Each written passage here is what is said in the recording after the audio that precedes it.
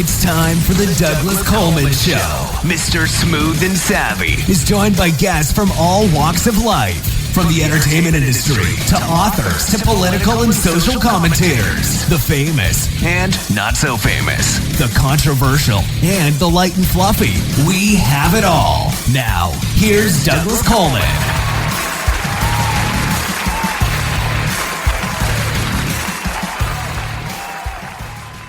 Okay, please welcome to the Douglas Coleman Show, Paulino Mamiir Chol. Hello, Paulino. How are you? Good. How are you? Doing fine, thank you. Thank you for coming on the show. I appreciate it. So you've got a book out. Is this your first book? Yes. Okay.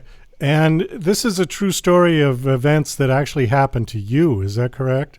It happened to me, and then they are my friend who were with me in the bush. Oh, okay. So there were two of you? Yeah, the Lost Boys, they were over 30,000. 30,000. Oh my God. Yes. Okay, but the particular story is about you hooked up with all of these boys, right? Yes, I start from my village when I was kidnapped by Murahalin militias, and when I escape away, and then they still following me, and they attacked our village, and then people were scattered. So I left with my uncle, and he took me to Ethiopia, and that's where I joined those Lost Boys in Ethiopia in 1987. 1987, okay. Yes. So this was in the Sudan, correct, where you were? Yeah, that was Southern Sudan before, and we left there to Ethiopia. Okay, all right. Yeah.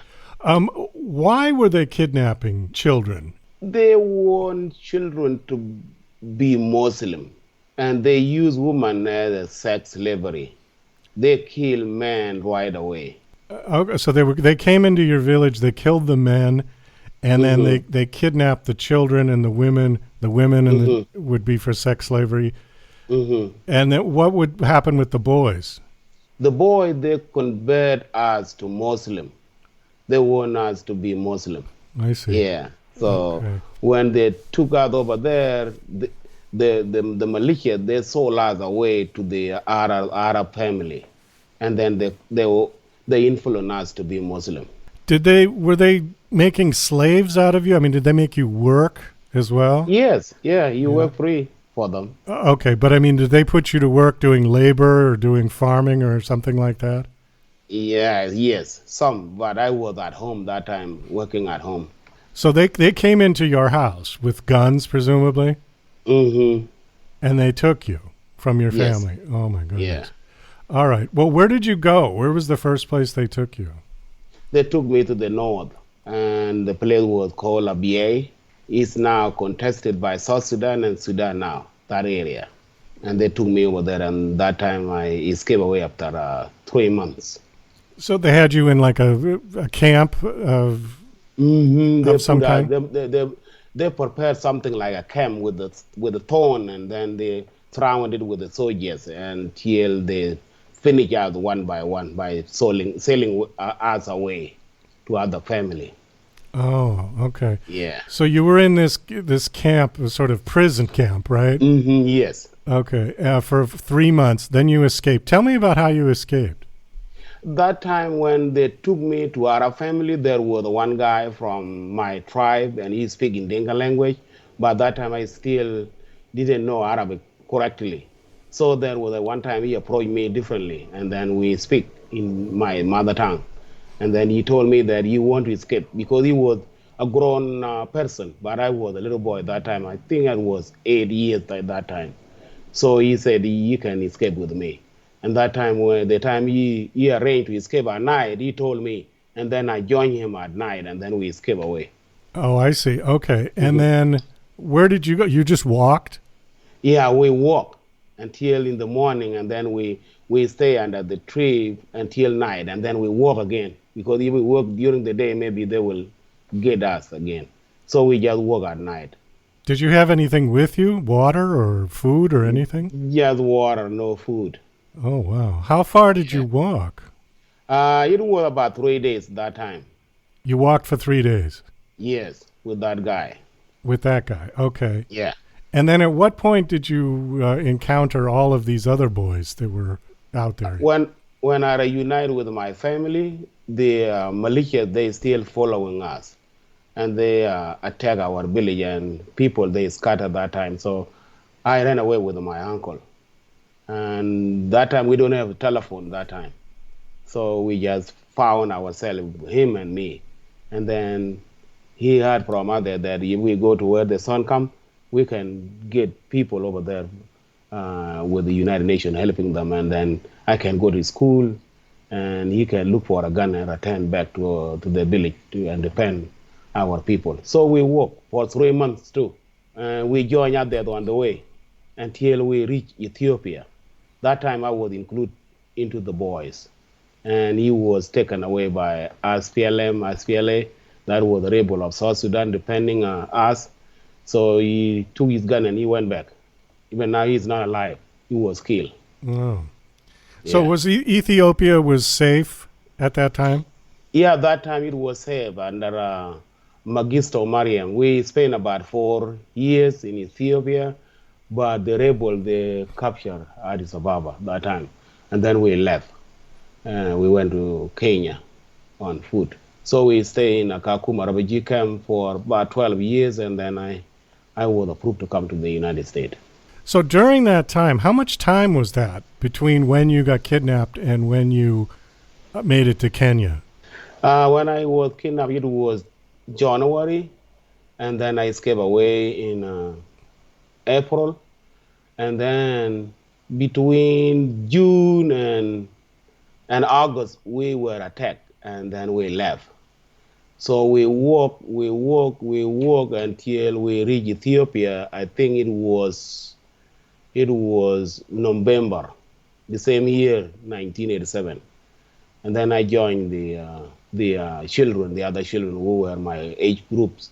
And then I stayed over there in Ethiopia for 4 years. And then the Ethiopian, they fought each other, and then Mengistu was defeated. And then we left because we were staying over there supporting Mengistu, and then the rebel, they were not our friend. So we left. We went to Kenya, and that was 1991. And then we stayed in the border, on the border between South Sudan and then Kenya. But that time, the militias or the Arab, they were still following us, and then the United Nations decided that they had to be taken inside Kenya. So they took us to Kakuma refugee camp. That was 1992. I see. And then that time, they said that we will take these boys to America. How old were you when you were kidnapped? It was estimated. My parents, they were not educated, so United Nations estimated my age. Oh, okay. What did they estimate your age at? Yeah, they estimate my age. When I reached Kenya, I was 17. 17? Yes. Okay. All right. You don't have a birth certificate then, right? Yeah, no, I don't. Oh, I see. During all that time, I mean, what would you do to get food and to get water? And in Ethiopia, United Nations, they help us. They brought food. And on the way, we just survived on the trees. Like when we reached Pachala in 1991, it was August or June to August, we were survive on leaf of trees. wow. Yeah, so there was no food. And then I think it was August to September, the Red Cross, they brought food, a little food. And about March, then we were attacked again, and then we left. That time we just survived on leave. Just carry water, and then you survive on leave until we reach a temporary place called Nairobi refugee camp. The United Nations, they brought a little food too, but there was a place called Kapota was captured again by a Khartoum government, and then they following us. They want to catch us again, or they want to attack us again. Then at the time, United Nations decide to take us to Kakuma refugee camp. So on our way, the life was not good. They were killing us, and we were staying without food. How did you know which trees you could eat? Because some are poisonous, aren't they? Wouldn't they kill you if you ate them or make you very sick? We didn't think about that. Even that time, we don't got sick. We just test. You just test the leaves of the tree. So when it is maybe kind of like it's not bitter when you chew it, and sometimes it kind of like if you don't feel anything, then you just take it. Wow, that is really amazing. Yeah, you just take it. Okay, there's something on your bio here that I want to bring up, and it's about the value of education. Yes. And on here it says that you guys would sit in a circle and you would Yes. draw or you would write. Or tell me a little about that. Yes, when we were in the village, the Khartoum government, they don't want any child from South Sudan to be educated while he's not a Muslim. So they want you to be a Muslim at first to go to school. So that time I was in the village. I don't know about the school. When I went to Ethiopia, we don't have classes, we don't have blackboard, we don't have anything. So teacher used to stand and we make a circle while we're sitting. And then the teacher will say A, B, C to write it down. And then that teacher will check each of us if we write it right. Because we don't have a pencil and we don't have exercise. We just write it down. That's how we start our first grade in Ethiopia. And then when we reach second grade, where the United Nations, they brought brought exercise, but it has to be turned into two. And then the pencil has to be cut into two too, for two boys. Until we went to class 3, the same, using that, but there was no book. We just hear something to write from the teacher. We saw the book when we reached Kenya. That time we went to class 4. At the time we saw the book. So education, it was better for when we were in Ethiopia than when we came to Kenya. So, but it become very, very valuable when we come to United States. Okay, that was my next question. So how did you get to the United States? What was the process for you to come here? That time, United Nations, they with the world churches, they kind of like talking about us because we grow up from 5 to 12 years old boys and we don't have good care.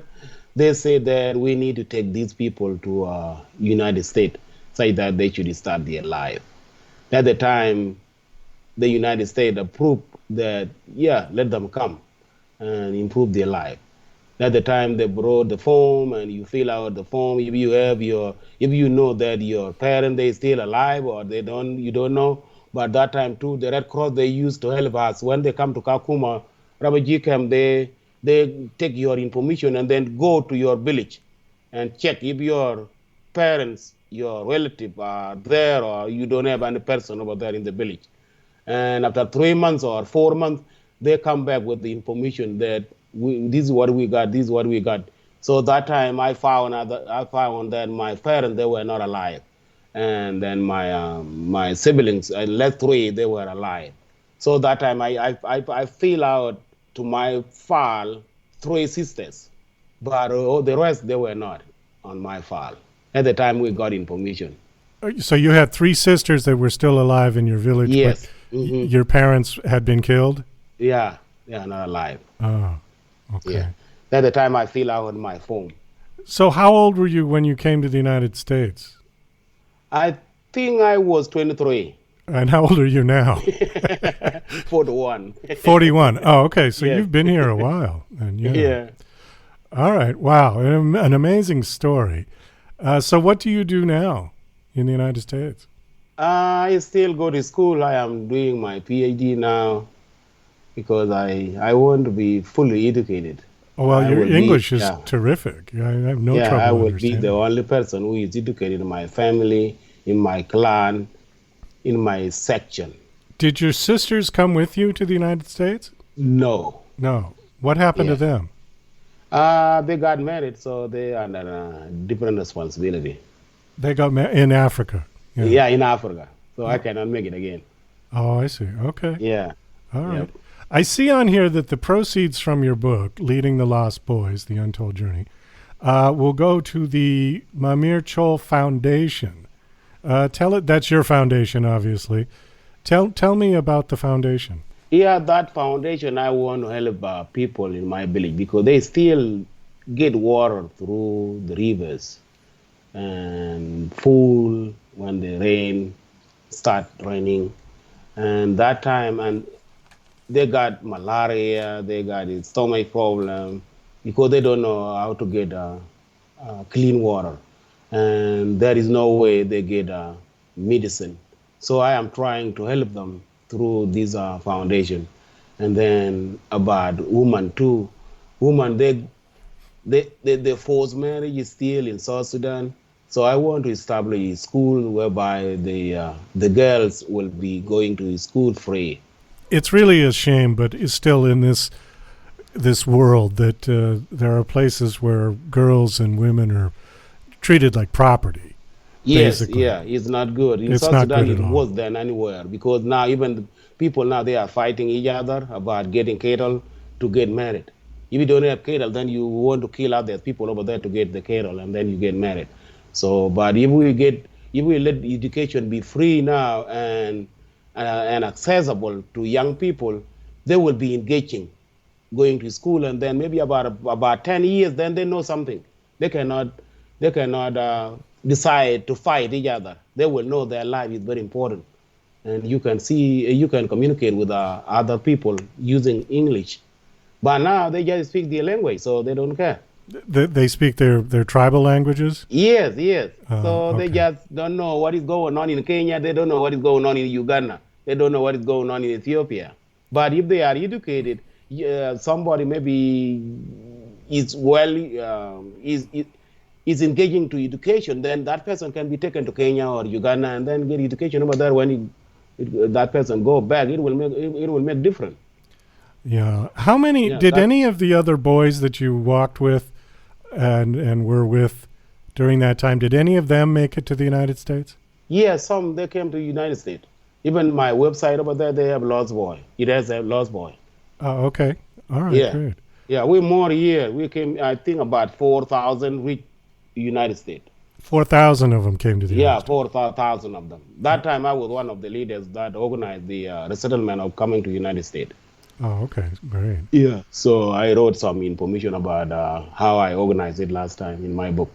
Well, Paulino, we got to wind this down. This is an amazing story, and I urge everybody to pick up the book, The Lost Boys, The Untold Journey, Leading the Lost Boys, sorry, The Untold Journey, and all the proceeds will go to your foundation, which is the Mamiir Chol Foundation. Do you have a website for the foundation?